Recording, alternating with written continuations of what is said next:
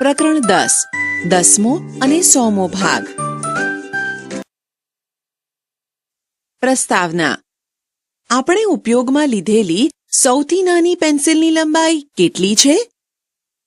આ પેન્સિલ કેટલી લાંબી છે? આશરે 3 સેન્ટીમીટર. ફૂટપટ્ટીનો ઉપયોગ કરીને તેની લંબાઈ માપીશું. આપણું અનુમાન કેટલું યોગ્ય છે? આપણે જોઈ શકીએ છીએ કે મોટું અને સ્પષ્ટ દેખાય તે માટે અંજુએ લેન્સનો ઉપયોગ કર્યો. રમીલા કહે છે તે 3 સેન્ટીમીટર કરતાં વધુ લાંબી છે. અહીં 1 સેન્ટીમીટરના 10 સરખા ભાગ છે. આથી દરેક ભાગ એ સેન્ટીમીટરનો 10મો ભાગ છે.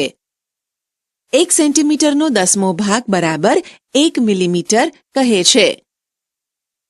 રમીલા કહે છે, અરે, આ પેન્સિલ 3 સેન્ટીમીટર અને 6 મિલીમીટર લાંબી છે. અહીં એક નાની માખી છે. તે 3 મિલીમીટર લાંબી છે. બીજી માખી વધારે લાંબી છે. તે 1 સેન્ટીમીટરનો 7.મો ભાગ છે.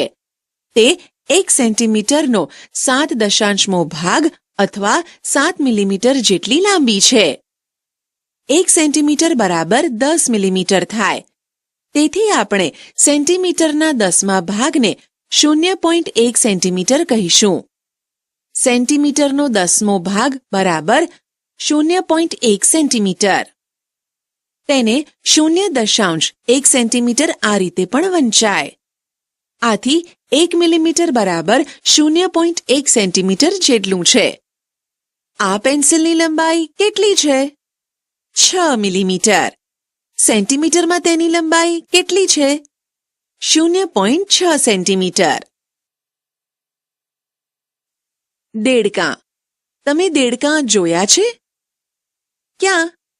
તમે કેટલા ભિન્ન પ્રકારના દેડકાં જોયા છે? શું તે તમામ દેડકાની લંબાઈ સરખી છે? આ સમજવા આપણે 2 રસપ્રદ ઉદાહરણ લઈશું. 1 સોનેરી દેડકો. 2 વિશાળ મોટો દેડકો.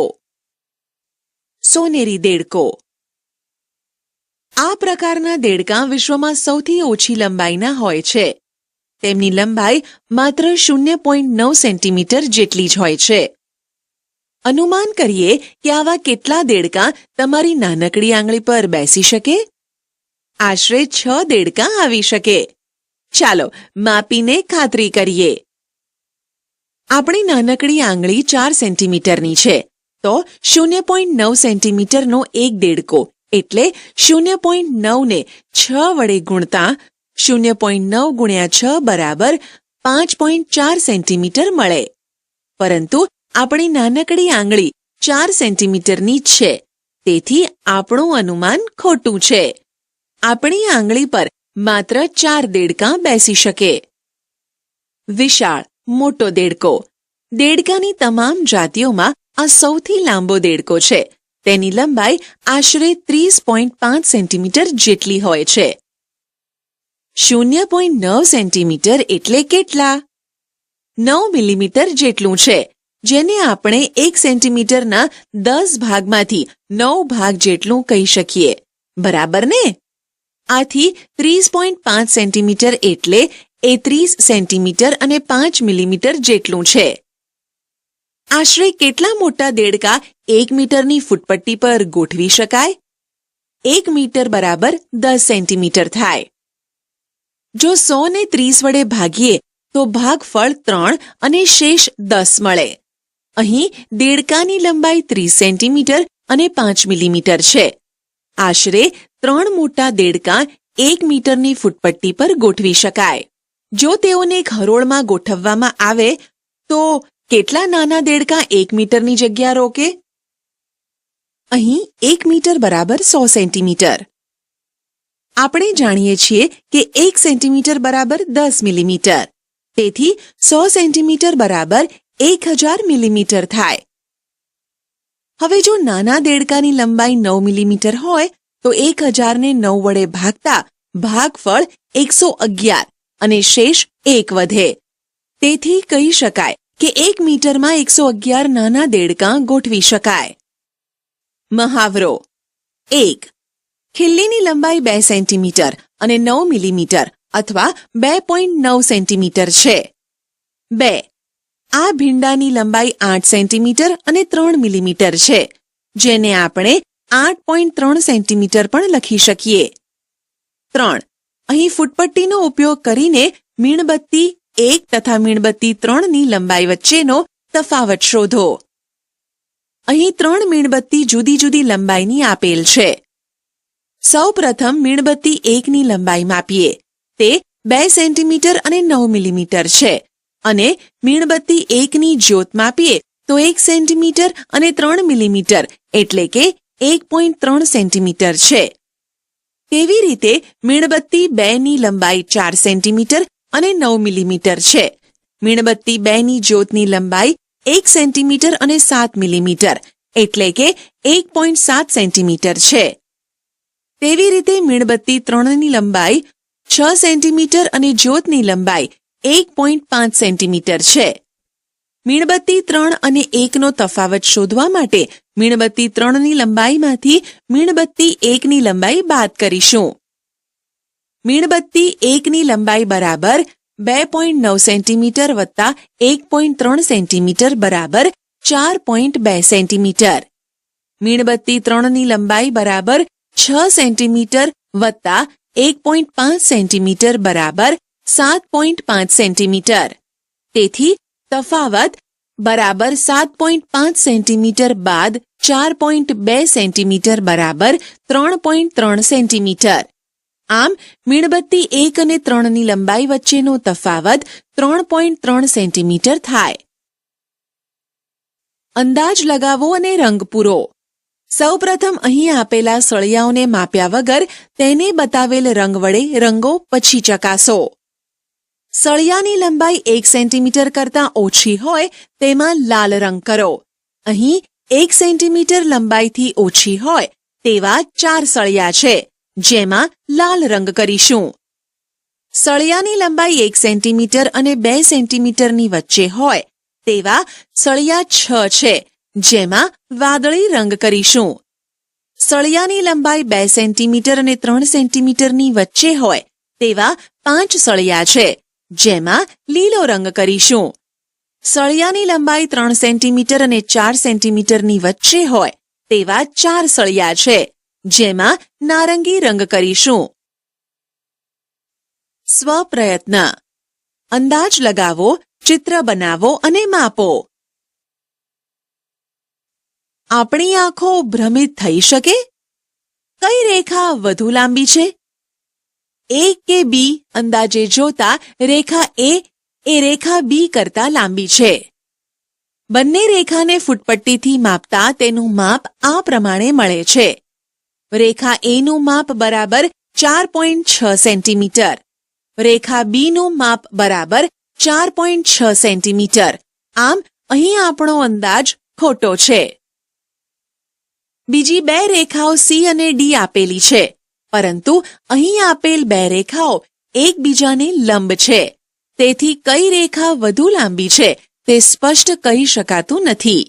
આથી રેખા સી માપતા તેની લંબાઈ 5.4 સેન્ટીમીટર મળે છે, જ્યારે રેખા ડીની લંબાઈ 5.4 સેન્ટીમીટર મળે છે. આમ બંને રેખાઓની લંબાઈ સમાન છે.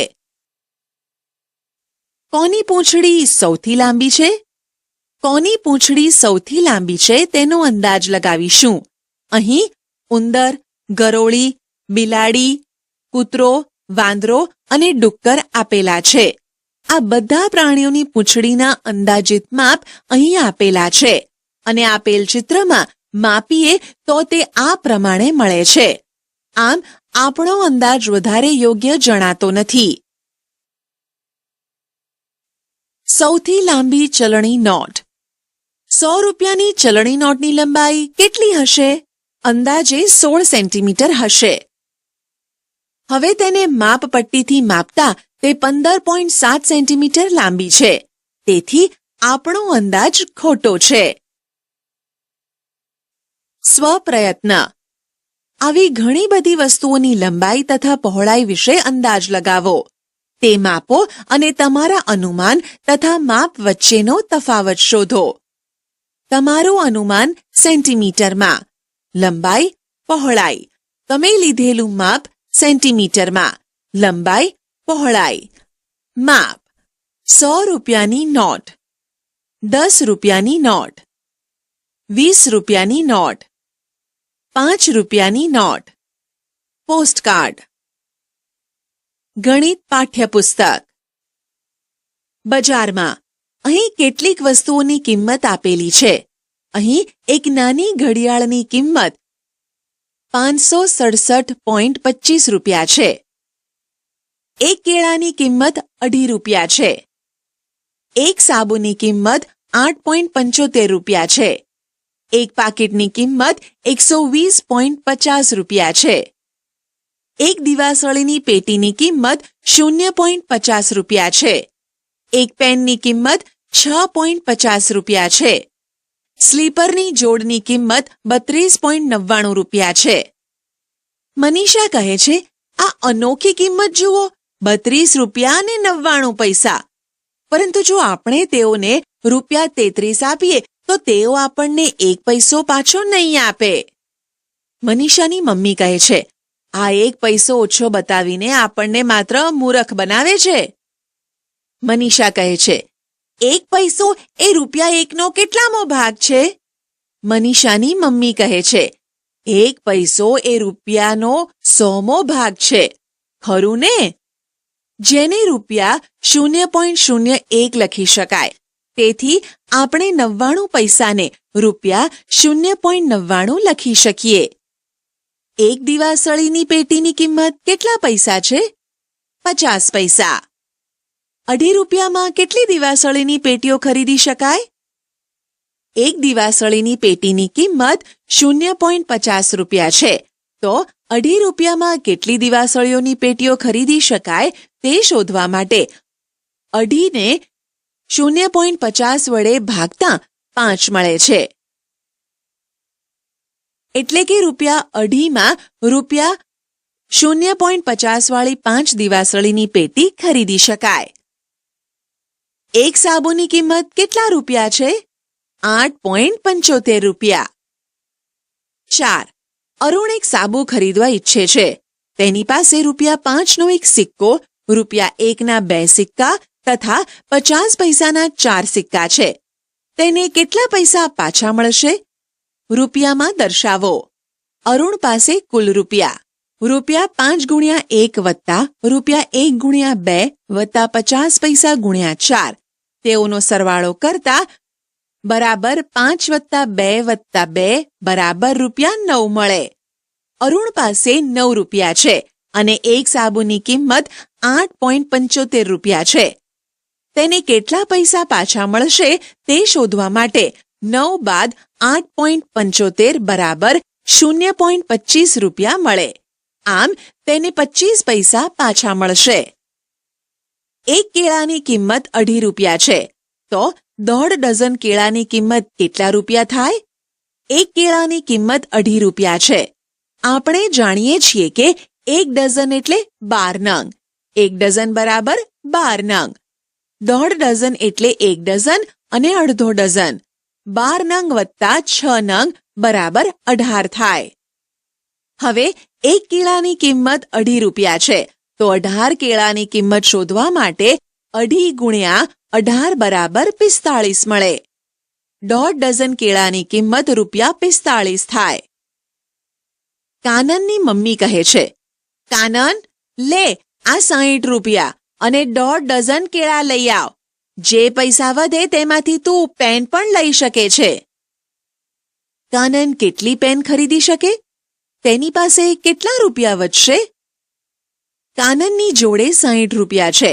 તેમાંથી 45 રૂપિયાના તે 1.5 ડઝન કેળા લે છે. 60 બાદ 45 બરાબર 15 મળે. આમ કાનન જોડે 15 રૂપિયા વધશે. 15 રૂપિયામાં 2 પેન આવી શકે. ચાલો ગણતરી કરી ચકાસીએ. શું હું 13 રૂપિયામાં 2 પેન ખરીદી શકું? હા, કારણ કે 6.50 રૂપિયાની એક પેનની કિંમત છે. એક પેનની કિંમત બરાબર 6.50 રૂપિયા. તેથી 2 ગુણ્યા 6.50 બરાબર 13 થાય. 2 પેનની કિંમત 13 રૂપિયા થાય. આમ તે 2 પેન ખરીદી શકશે અને તેની જોડે 2 રૂપિયા વધશે. મહાવરો નીચેનાને જોડો. દરેક પીળા ખાનાને એક લીલા તથા એક ગુલાબી ખાના સાથે જોડો. અડધા રૂપિયાને 50 પૈસાને 0.50 રૂપિયા સાથે જોડીશું.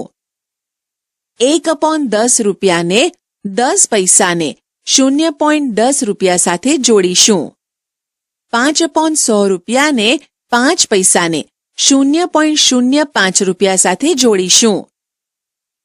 3/4 રૂપિયાને 75 પૈસાને 0.75 રૂપિયા સાથે જોડીશું.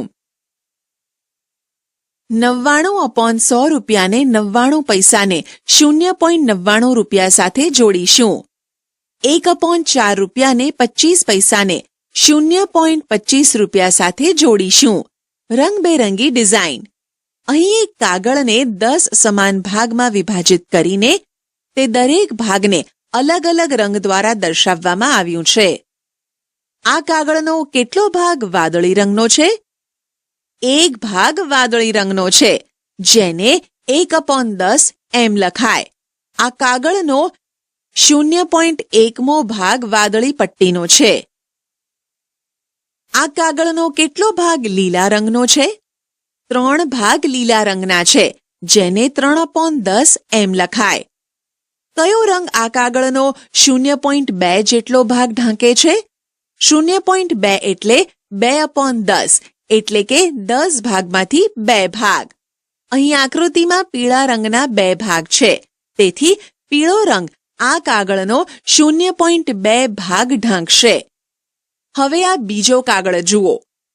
દરેક પટ્ટી 10 સમાન ખાનામાં વિભાજિત છે. તેમાં બધા મળીને કુલ કેટલા ખાના છે? અહીં 10 પટ્ટીઓ છે, જેને 10 સમાન ખાનામાં વિભાજિત કરવામાં આવ્યા છે. હવે કુલ ખાના શોધવા માટે કુલ પટ્ટીની સંખ્યા. કુલ ખાના બરાબર કુલ પટ્ટીની સંખ્યા ગુણ્યા કુલ ખાના બરાબર 10 ગુણ્યા 10 બરાબર 100 મળે. એટલે અહીં કુલ 100 ખાના છે. શું કાગળમાંનું દરેક ખાનું 100મા ભાગનું છે? હા. તેમાં કુલ કેટલા વાદળી ખાનાઓ છે? 10 વાદળી ખાના છે. શું કાગળનો 10/100 ભાગ વાદળી રંગનો છે? આપણે જોયું કે કાગળનો 1/10 ભાગ વાદળી રંગનો છે, જેને આપણે કાગળનો 1.1 ભાગ, કાગળનો 1/10 ભાગ વાદળી રંગનો બરાબર કાગળનો 0.1 ભાગ લખ્યો. 10/100 બરાબર 1/10 બરાબર 0.1 જ કહેવાય. શું આપણે કહી શકીએ કે 10/100 બરાબર 1/10 બરાબર 0.10 બરાબર 0.1? હા, કારણ કે દશાંશ પછી આવતી સંખ્યા પાછળ કેટલા પણ શૂન્ય મૂકીએ તેનો આપેલ સંખ્યામાં કોઈ ફરક પડતો નથી. 0.10 બરાબર 0.1 ના જેટલું જ છે. યાદ રાખો, 50 પૈસાને આપણે 0.50 રૂપિયા કે 0.5 રૂપિયા પણ લખી શકીએ. આપણે 10 પૈસાને 0.1 રૂપિયા એવું લખી શકીએ? હા, કારણ કે 10 પૈસાને રૂપિયામાં ફેરવવા માટે 10 ને 100 વડે ભાગતા 0.1 મળે. કેટલા ખાના લાલ રંગના છે? કાગળનો તે કેટલામો ભાગ છે? 15 ખાના લાલ રંગના છે, તેથી તે કાગળનો 15/100મો ભાગ છે. તેને આપણે કાગળનો 0.15મો ભાગ એવું પણ લખી શકીએ. સૂચન: યાદ કરો કે આપણે 99 પૈસાને 0.99 રૂપિયા લખ્યું છે. કાગળનો કેટલો રંગ કાળા રંગનો છે? કાગળનો 3/100 ભાગ કાળા રંગનો છે, જેને આપણે 0.03 ભાગનો કાગળ કાળા રંગનો છે તેમ કહીશું. કાગળમાં કેટલા સફેદ ખાનાઓ છે? 22 ખાનાઓ. કાગળનો કેટલો ભાગ સફેદ છે? 22/100 બરાબર 0.22 ભાગ સફેદ છે. સ્વપ્રયત્ન. તમે જાતે ડિઝાઇન બનાવો. આ ચોરસના 0.45 ભાગને લાલ રંગથી રંગીને સુંદર ડિઝાઇન બનાવો. 4 રંગોનો ઉપયોગ કરો. દરેક રંગ વડે આ ચોરસનો 0.05 ભાગ ઢંકાવવો જોઈએ. રમતોત્સવ. મલ્લપુરમની શાળાનો રમતોત્સવ હતો. લાંબી કૂદમાં પ્રથમ 5 વિદ્યાર્થીઓના નામ આ પ્રમાણે છે. ટીનાએ 3.5 મીટરનો કૂદકો લગાવ્યો છે. મીનાએ 4.05 મીટરનો કૂદકો લગાવ્યો છે. રેહાનાએ 4.5 મીટરનો કૂદકો લગાવ્યો છે. અનુએ 3.05 મીટરનો કૂદકો લગાવ્યો છે. અમીનાએ 3.35 મીટરનો કૂદકો લગાવ્યો છે. ટીનાએ 3.5 મીટરનો કૂદકો લગાવ્યો, જેને 3 મીટર અને 50 સેન્ટીમીટર એમ પણ કહી શકાય. પરંતુ અનુએ કેટલો લાંબો કૂદકો લગાવ્યો? 3 મીટર અને 5 સેન્ટીમીટર. લાંબી કૂદમાં કોણ જીત્યું? રેહાનાએ સૌથી લાંબો કૂદકો માર્યો, તેથી તે જીતી. પ્રથમ, દ્વિતીય અને તૃતીય સ્થાને વિજયી થયેલા વિદ્યાર્થીઓના નામ આ સ્ટેન્ડ પર લખીએ. પ્રથમ સ્થાને રેહાના, દ્વિતીય સ્થાને મીના, તૃતીય સ્થાને ટીના. તમને યાદ છે ને, 1 મીટર બરાબર 100 સેન્ટીમીટર. આથી 1 સેન્ટીમીટર બરાબર મીટરનો 100મો ભાગ. આપણે સેન્ટીમીટરને 0.01 મીટર પણ લખી શકીએ. મીટરમાં દર્શાવો. 3 મીટર 45 સેન્ટીમીટર બરાબર 3.45 મીટર લખાય. 99 સેન્ટીમીટર બરાબર 0.99 મીટર લખાય. 1 મીટર 5 સેન્ટીમીટર બરાબર 1.05 મીટર લખાય. તમે કેટલા વધી શકો છો? એ. શ્વાસ બહાર કાઢ્યા પછી અહીં બતાવેલ જાડા માણસની છાતીનો ભાગ 1.52 મીટર જેટલો થાય છે. તે જ માણસ જ્યારે ઊંડો શ્વાસ લે છે ત્યારે તેની છાતીનો ભાગ 1.82 મીટર થાય છે. બંને માપનો તફાવત શોધીએ તો 1.82 મીટર બાદ 1.52 મીટર બરાબર 0.3 મીટર મળે છે. સ્વપ્રયત્ન.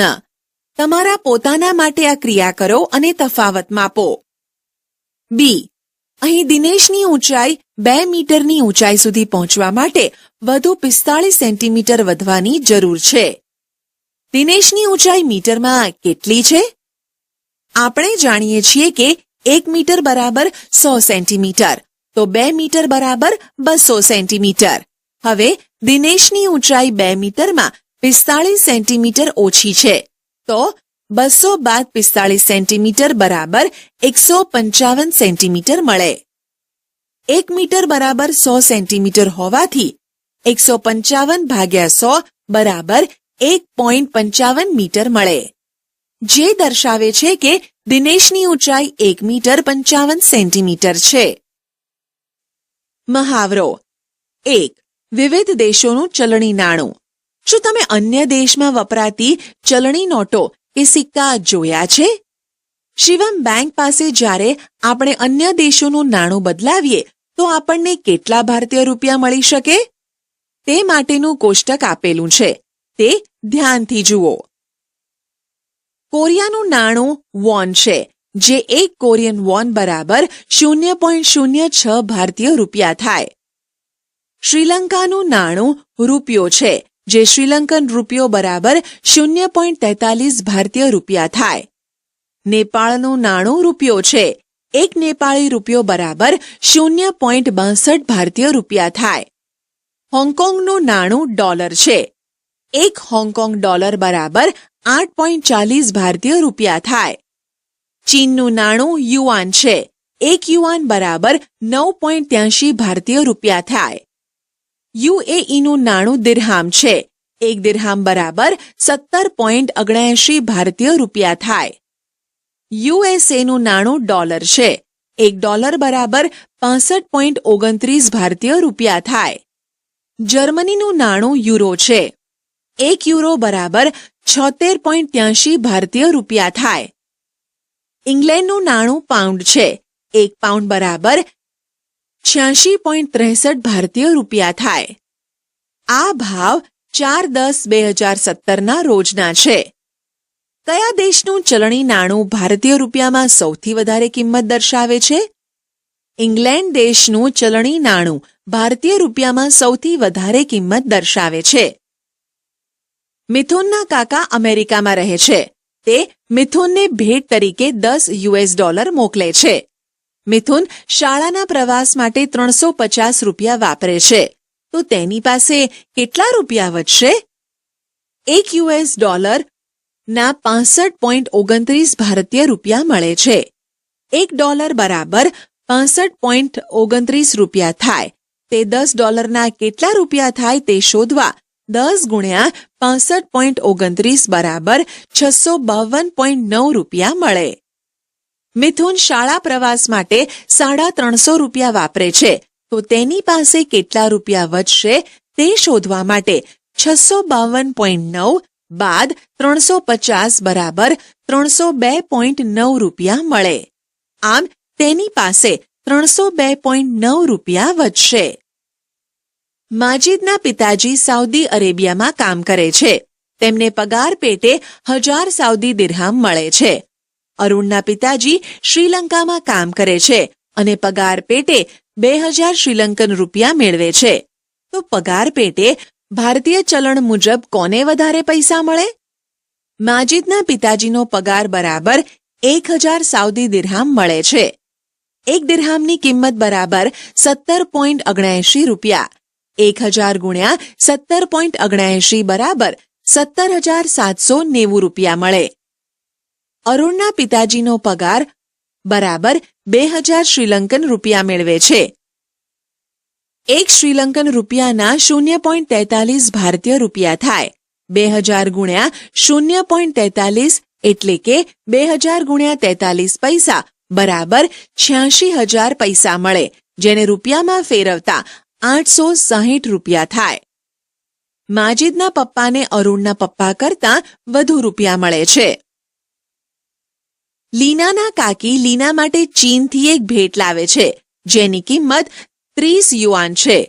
તેની ભારતીય ચલણ મુજબ કિંમત શોધો. લીનાના કાકી લીનાને 30 યુઆનની ભેટ આપે છે. 1 યુઆનની કિંમત બરાબર 9.83 રૂપિયા છે. તો 30 યુઆનની કિંમત શોધવા 30 ગુણ્યા 9.83 બરાબર 294.9 રૂપિયા મળે. તેના કાકીએ તેને 294 રૂપિયા 90 પૈસાની ભેટ આપી. આસ્થા થોડા હોંગકોંગ ડોલર અને વોન ઈચ્છે છે. 1.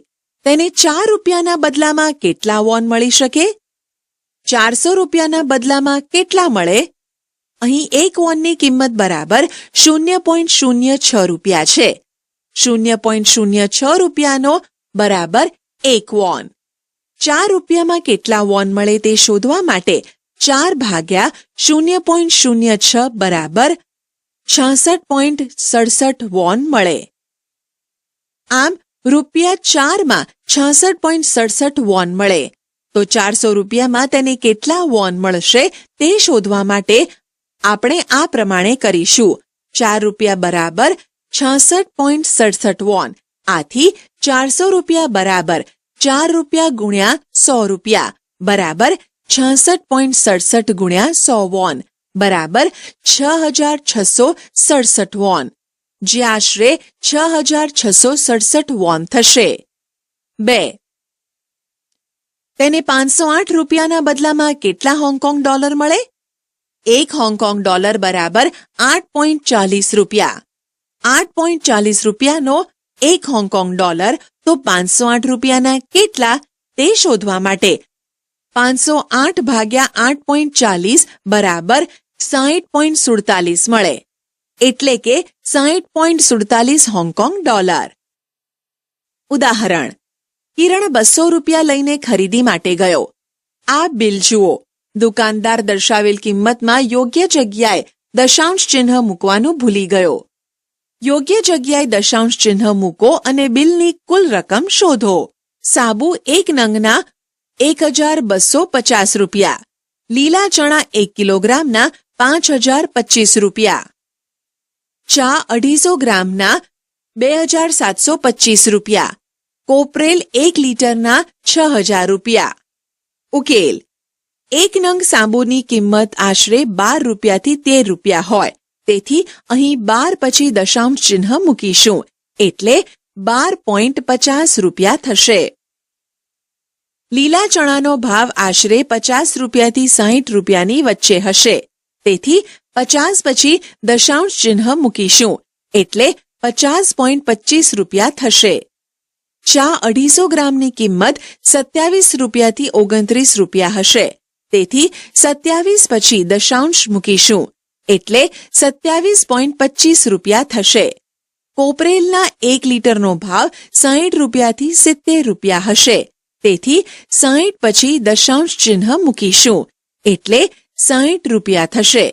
હવે કુલ રકમ શોધવા 12.50 વત્તા 50.25 વત્તા 27.25 વત્તા 60 બરાબર 150 રૂપિયા મળે. કયું શહેર ઠંડુ છે? રાવજીભાઈ કહે છે, હું હિમાચલ પ્રદેશમાં રહું છું. ત્યાં શિયાળામાં તાપમાન 2 ડિગ્રી સેલ્સિયસ થઈ જાય છે. કેટલીક વાર પાણીની પાઇપોમાં બરફ જામી જાય છે. લીલાબેન કહે છે, હું રાજસ્થાનમાં રહું છું, જ્યાં તાપમાન 48 ડિગ્રી સેલ્સિયસ સુધી પહોંચી જાય છે. અહીં બહુ જ ગરમી હોય છે. પાણી લાવવા માટે કેટલા કિલોમીટર ચાલવું પડે છે? જેમ જેમ સેલ્સિયસ ઓછા એમ ઠંડુ, અને જેમ જેમ સેલ્સિયસ વધુ તેમ ગરમી વધુ હોય છે. અહીં 16 જાન્યુઆરી 2008ના રોજ બપોરે 3 વાગે દરેક શહેરનું તાપમાન નોંધવામાં આવ્યું હતું. અહીં તાપમાન દર્શાવતો એક નકશો છે. બપોરે 3 વાગે કયા સ્થળનું તાપમાન સૌથી વધુ હતું? તે જ સમયે કયું સ્થળ સૌથી વધુ ઠંડુ હતું? અહીં નકશામાં સૌથી વધુ સેલ્સિયસ 35.1 ડિગ્રી સેલ્સિયસ હતું, જે મુંબઈનું તાપમાન છે. તેથી આ સમયે મુંબઈમાં તાપમાન વધુ હતું, અને તે જ સમયે શ્રીનગરનું તાપમાન 8.1 ડિગ્રી સેલ્સિયસ હતું. તે સમયે શ્રીનગર વધુ ઠંડુ હતું. મુંબઈનું તાપમાન શ્રીનગરના તાપમાન કરતાં કેટલું વધુ હતું? મુંબઈનું તાપમાન 35.1 ડિગ્રી સેલ્સિયસ અને શ્રીનગરનું તાપમાન 8.1 ડિગ્રી સેલ્સિયસ છે.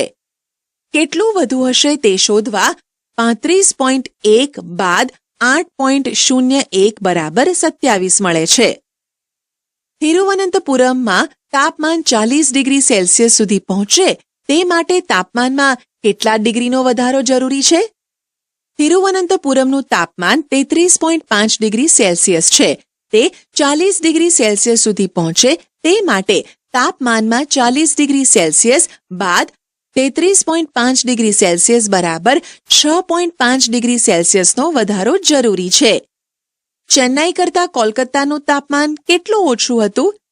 ચેન્નાઈનું તાપમાન 29.9 ડિગ્રી અને કોલકાતાનું તાપમાન 26.6 ડિગ્રી સેલ્સિયસ છે. આથી તફાવત બરાબર 29.9 ડિગ્રી સેલ્સિયસ બાદ 26.6 ડિગ્રી સેલ્સિયસ બરાબર 3.3 ડિગ્રી સેલ્સિયસ. આમ ચેન્નાઈ કરતાં કોલકાતાનું તાપમાન 3.3 ડિગ્રી સેલ્સિયસ ઓછું હતું. આ જ દિવસે સવારે 3 વાગે પણ આ શહેરોના તાપમાન નોંધવામાં આવ્યા હતા. જે કોષ્ટક આપેલ છે તે કોષ્ટક જુઓ અને પ્રશ્નોના ઉત્તર આપો.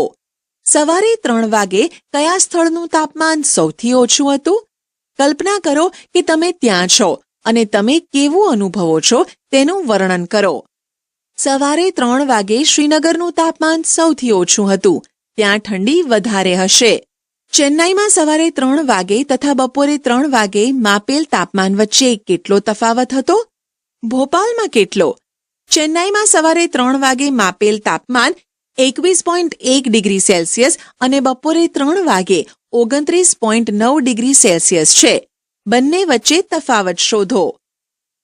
તફાવત બરાબર 29.9 ડિગ્રી સેલ્સિયસ બાદ 21.1 ડિગ્રી સેલ્સિયસ બરાબર 8.8 ડિગ્રી સેલ્સિયસ મળે છે. અને ભોપાલમાં સવારે 3 વાગે તાપમાન 9.8 ડિગ્રી સેલ્સિયસ અને બપોરે 3 વાગે 25.9 ડિગ્રી સેલ્સિયસ છે. તફાવત શોધો. તફાવત બરાબર 25.9 ડિગ્રી સેલ્સિયસ બાદ 9.8 ડિગ્રી સેલ્સિયસ બરાબર 16.1 ડિગ્રી સેલ્સિયસ મળે. આમ તફાવત 16.1 ડિગ્રી સેલ્સિયસ હતો. આશા છે કે તમને આ ઈ લર્નિંગ મોડ્યુલમાં મજા આવી હશે. આભાર.